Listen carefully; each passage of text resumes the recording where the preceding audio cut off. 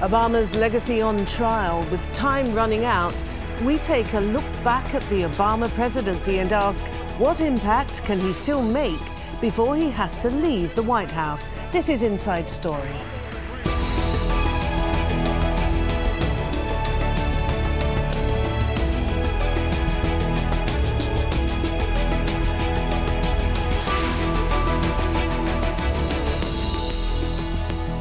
Hello and welcome to the programme. I'm Martine Dennis. Now, President Obama was elected in 2008 on a wave of optimism and expectation. At home and abroad, Obama was seen as a refreshing change from the Bush era. His campaign slogan was, "Yes, we can," and that tapped into a deep desire for so many people around the world for a new direction to be taken by a new US president. And within a year and a half left of his term, talk has already turned to his legacy. Now, will he be remembered as a man of considered policies or a man of inaction? Will he be praised for restoring a multilateral approach to diplomacy or for his broken promises? And can he still make an impact in the little time he has left? All right, let's take a look then at where the US under Obama stands on the world's biggest foreign policy issues. As promised, Obama ended the war in Iraq in 2011, but less than 4 years later, the US is back there and committed to an open-ended war against ISIL. After years of work, the US is now closer than ever to a nuclear deal with Iran, and that's put a strain on US-Israeli relations. Obama will likely leave the White House with that relationship hitting a low point not seen in years. Now, the president's also been widely criticised for overseeing the expansion of covert airstrikes by unmanned drones. And closer to home, Obama's been redefining the country's relationship with Cuba more than 50 years after it cut diplomatic ties with Havana. So that's where the US is now, but where was it at the beginning of Obama's presidency? Well, the US president travelled to Cairo. You may remember it was in 2009 to speak about his foreign policy goals. And this is what he had to say. I've come here to Cairo to seek a new beginning between the United States and Muslims around the world. We do not want to keep our troops in Afghanistan. We will honor our agreement with Iraq's democratically elected government to remove combat troops from Iraqi cities by July. America's strong bonds with Israel are well known. This bond is unbreakable. America will not turn our backs on the legitimate Palestinian aspiration for dignity, opportunity, and a state of their own. And any nation, including Iran, should have the right to access peaceful nuclear power if it complies with its responsibilities under the Nuclear Non-Proliferation Treaty. All right, let's bring in our guest now. Joining us from Washington, D.C. is Phyllis Bennis, a fellow at the Institute for Policy Studies. From London, we have radio talk show host Charlie Wolf, who was a former communications director for Republicans Abroad UK. And first of all, let me start by asking you whether you think, Phyllis, let's start with you in Washington, D.C., whether you think President Obama overpromised. He promised far too much and was never really going to be able to deliver on most of them. Well, I think he did certainly promise more than he delivered.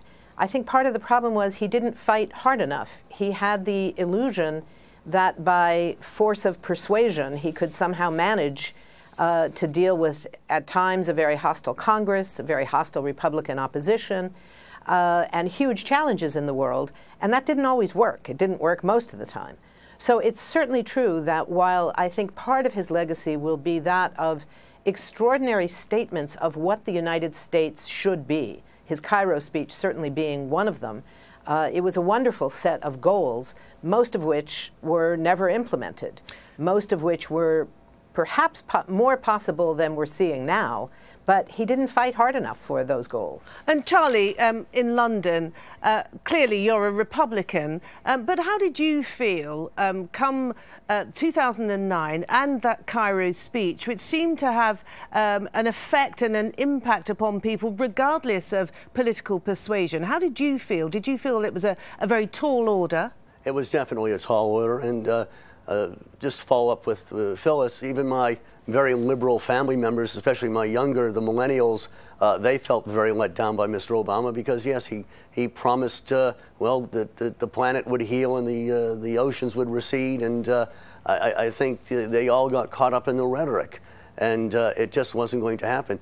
And even, remember, let's not forget, the first 2 years, he had a Democratic House and Senate. He had the help, but even they were a little bit skeptical of Obamacare. It took a lot of backroom dealing to push that thing through. I think Mr. Obama just said, I have a vision, I'm elected, I'm the boss, this is how it's going to be.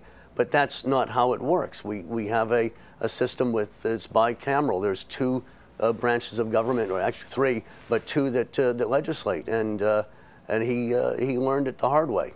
But let's look at the positive, Phyllis. Of course, he is forever going to be credited with removing Osama bin Laden from the world stage and weakening al-Qaeda. That's got to account for something.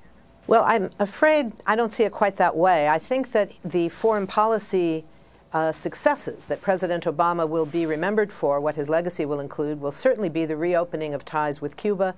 If the Iran negotiations work, I think that will be the fundamental, most important aspect of his foreign policy legacy. On the question of Osama bin Laden, al-Qaeda, what I'm afraid we're going to see as his legacy is precisely the opposite of what President Obama said in his Cairo speech and throughout his election campaign, that his goal was to end what he called the dumb war in Iraq.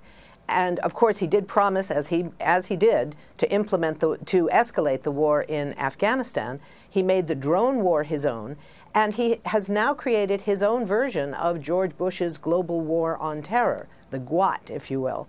And I'm afraid that is not going to be something that is to his credit. Yes, Osama bin Laden was killed. I think many people believe that because of the reports of those who were part of that SEAL team, the special operations team that actually carried out that operation, they said that at the moment they entered the room, bin Laden was not armed. They could have captured him and put him on trial, and wouldn't that have set a very different message about what the United States could be, a country really committed to justice and not committed simply to vengeance.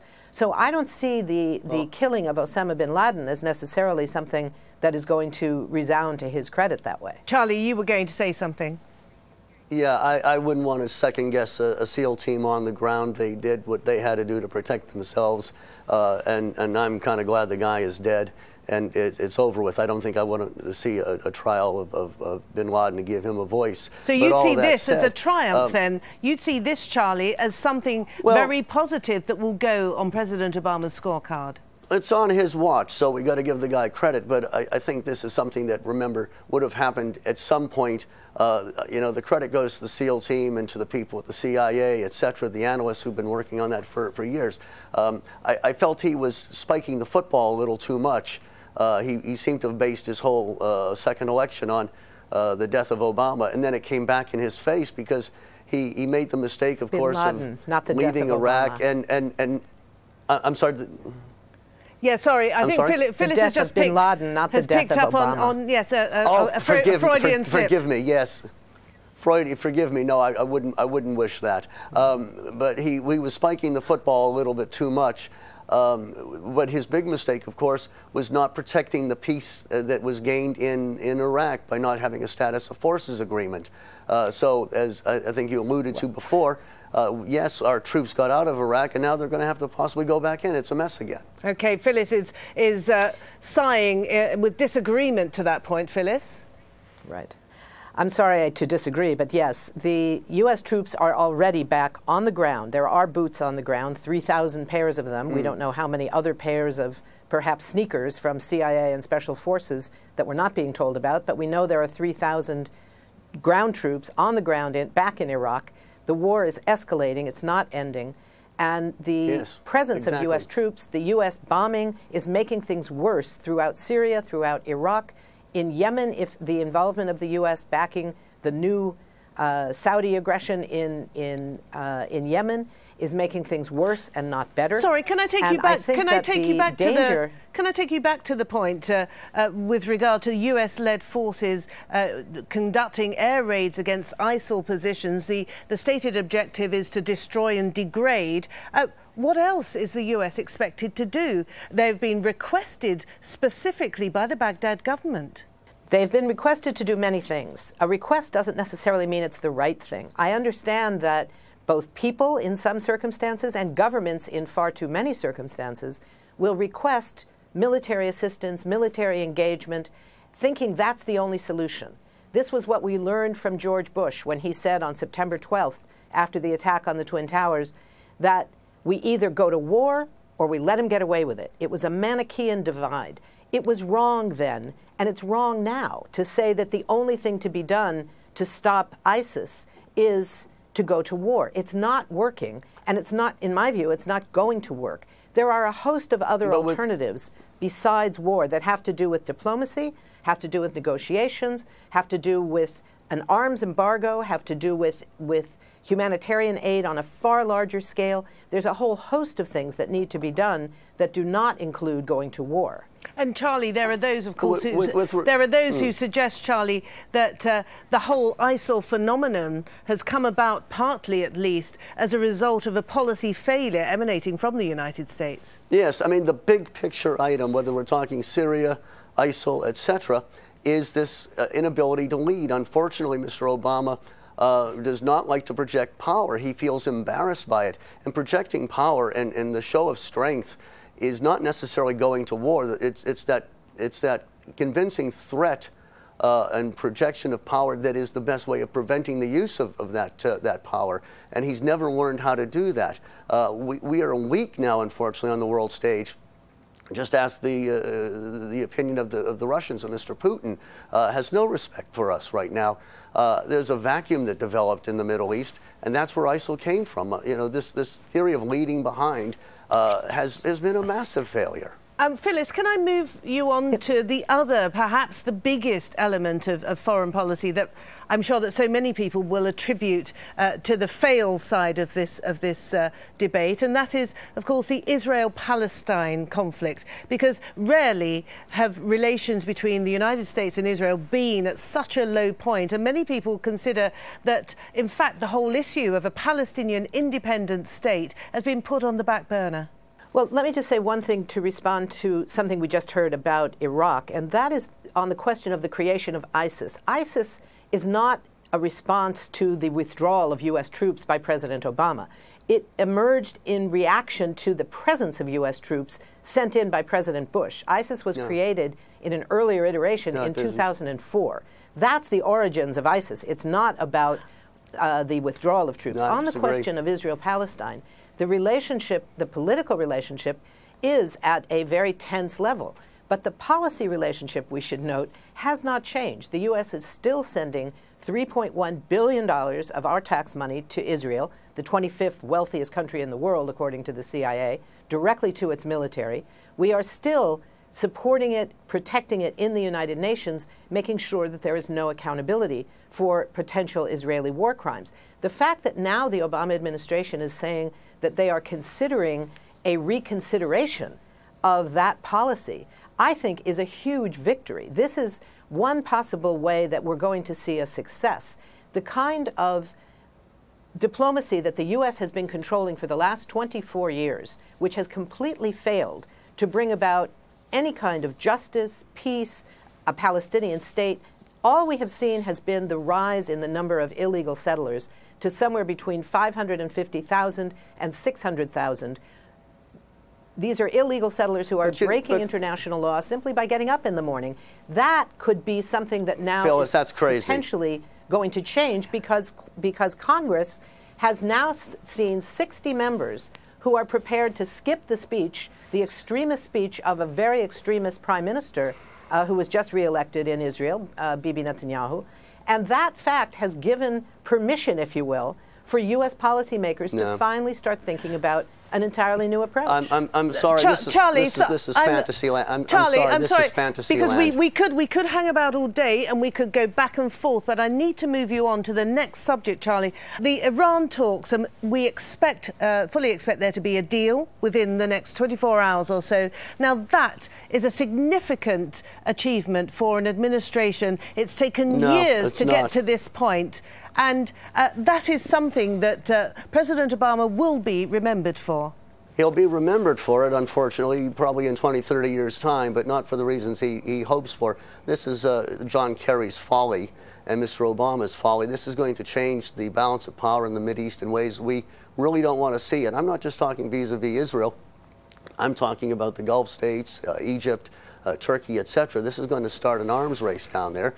And this is a massive mistake. It's from every analysis I've heard, it's a deal that can't work, won't work with a regime that cannot be trusted.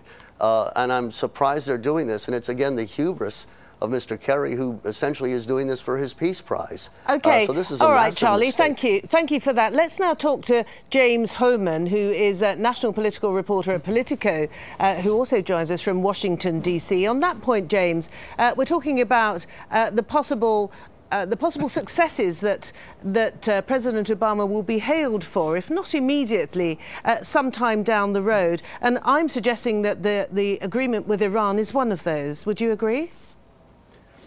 Absolutely. The White House sees this as a legacy agreement. That's a word. When you talk to White House officials, they kind of say everything that's going on right now is noise, but in 25 or 30 years, Barack Obama is going to be remembered as the guy who fundamentally changed the state of relations in the Middle East. And the second term has really been about foreign policy, about President Obama's legacy overseas. The first term, when the White House looks at accomplishments, they look at the Affordable Care Act. 15 million people now have health insurance. They look at a lot of things about the environment, financial services reform, everything else. But the second term is about adding some cherries on top, as they see it, to those accomplishments at home. Okay, so apart from the Iran deal, which we anticipate to be one of those cherries, what else is there? I think that they really want to have a lasting impact in Asia. They have done a lot recently with South Korea, and I think trying to build a bulwark against a rising China in South Asia is a big part of how Obama wants to be remembered. And I think he also wants to be the thing about Barack Obama is obviously he ran in 2008 promising to end the wars in Iraq and Afghanistan, and he has never wanted to be thought of as a wartime president. He always bristles at that. And I think what he wants his legacy to be is he's the guy who ended the wars in Iraq and Afghanistan. That's why I think he's so uncomfortable when it comes to dealing with what's going on with Iraq. But I think that even in Afghanistan, they made an announcement last week. They're continuing to scale back the U.S. troop presence. I think what he wants to be remembered ultimately more than anything else is someone who was not militaristic, someone who scaled back the U.S. military presence around the world. And so, Phyllis, in Washington... that's going to have a lasting effect as well, I just add, because when we need it, it will take time to ramp that military back up again. And that's a major fear because there will be another threat at some point in the future, and our military, unfortunately, won't be prepared for it. Charlie, thank you for that. But Phyllis, can I just come to you in Washington and moving on from the point of the suggestion that President Obama is rather uncomfortable when it comes to military conduct and to war scenarios. So would that explain the reason why he's put so much energy into pursuing a deal with Iran and indeed to changing 50 years of history with Cuba? I think the reason he's put so much energy into a deal with Iran is because it's fundamental to the instability and challenges facing the entire region. The refusal of so many U.S. administrations, as well as the Europeans and others, to acknowledge that Iran is a major regional power has been a hugely destabilizing thing from the time that the U.S. overthrew the democratically elected Iranian leader in 1953, its support for the Shah in all those years. You know, this has made things much worse in the region. I think that the possibility of a real agreement that will begin with dealing with the nuclear challenge, but will go beyond that to create a real, what they call a grand bargain with Iran, will fundamentally change relations in the region. And in my view, that is all to the good. I think that will be a huge part of President Obama's legacy. Not because it's the legacy he wants or chooses. Legacies are not created by the individual. They're granted by history. And I think history will recognize this as a hugely important advance made by President Obama. I would say that this question of his personal reluctance to go to war is something for the psychologists to figure out. Maybe it's true, maybe it's not. The point is, he is going back to war. Whether he's uncomfortable with it or not is something I'm not particularly interested in, and I'm afraid that the people who are living under those bombs are not so interested in it either. So I think the question we have to look at is, what is he doing vis-a-vis ISIS, vis-a-vis Iran, vis-a-vis the region as a whole, vis-a-vis Israel-Palestine, and his personal uncomfortableness with it should not really be the point of how we discuss this. All right, and James, let me go back to the issue of Cuba. Of course, turning around 50 years of hostility, possibly leading to a lifting of the trade embargo, a huge change in US policy, but at the same time, worsening relations almost day by the day with Venezuela. Yeah, absolutely. And I do think when it comes to history, I'm a historian by training originally before I became a journalist. You need at least 30 years to pass before you can know how things really shake out. To be able to call something history, it has to have happened at least 30 years ago. That's sort of the widely accepted view in the academy. And I think it will take 30 years to know whether the opening of relations with Cuba helped sort of bring that country in a democratic direction, as Obama hopes, or if it just sort of allowed strongmen from the military to continue to keep power. On Venezuela, I think the verdict is very much out. I think we don't know how things are going to go. We're at a sort of a plastic juncture where things could become more unstable. The U.S. feels like its interests in South America are in jeopardy. And I do think they, at the White House, view Cuba as in a very different portfolio than everywhere else in Latin and South America. But again, Cuba is one of those things where we won't know whether the Obama approach was successful for a very long time. And the other key wrinkle in all of this is it really depends on who the next president is. If there's a Democrat, if it's Hillary Clinton, and she's able to continue what the president has done in Iran and with Cuba, then I think that there's a lot higher chance of sticking power on some of these things. If it's a Republican president, if it's someone like Marco Rubio, who is Cuban and comes from Florida, I think he will very quickly undo a lot of the steps that Obama has taken, which will, of course, limit its historical impact. And coming to you, Charlie, in London, if you were President Obama's school teacher and you had to fill out his end-of-term report card, what would you give him for his foreign policy? I can't rate it too high, unfortunately. It's a report card, unfortunately, we won't be able to really fill out for at least another 10, 15 years. But unfortunately, I don't see good things. I think it's a D, partly for running the foreign policy out of the White House and not listening to the civil servants at the State Department. They've made a lot of mistakes. I'd give him below an F just for the Rose Garden speech over the use of chemical weapons by Mr. Assad. I mean, that one was... well, I don't think there's enough letters in the alphabet for that one. Okay, and Phyllis, you in Washington, D.C., what would you give him? I would give him an F on the wars. He has done it all wrong. But I would say a C+ on other things, on Cuba, on immigration. He didn't go far enough, but he made some efforts. The big question will be Iran. If he can pull off the Iran deal and expand it to be a real grand bargain, that would bump it up to a B+.